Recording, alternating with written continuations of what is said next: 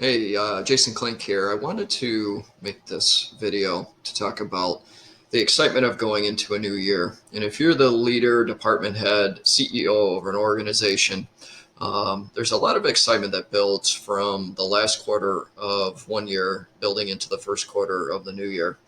I know that in all my years in the fire service, this was always an exciting time of the year for us. Our budget would get set because our budget started in January, so our budget would get set by the Board of Fire Commissioners in October, and where we would get a new equipment budget for equipment that we may needed to purchase going into the next fiscal year.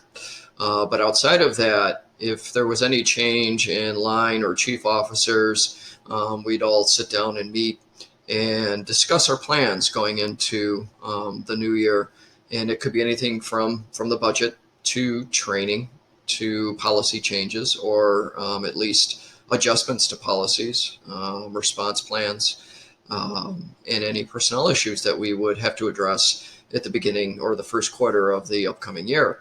But this was always a series of meetings that just built the enthusiasm of going into a new year, especially for the brand new line or chief officers that may be that may have been starting going into the new year. Maybe they're going into a new position. They had the excitement of learning about that new position and what was going to be expected of them.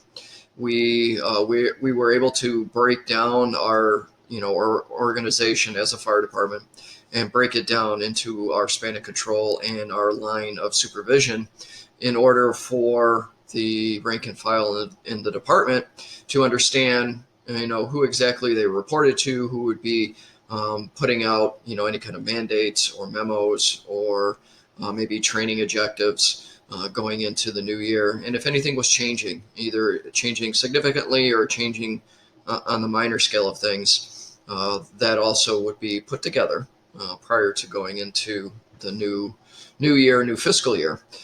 So my point of this story is that, if you haven't taken the time in the last quarter of this year to sit down with not only your supervisory or managerial staff, but also your overall organization, your team, your staff, your people, to discuss what was great about the previous year, what was not so great, and what should be adjusted or not tried again, and how you build upon that going into the new year, because you always want to keep that progression moving forward.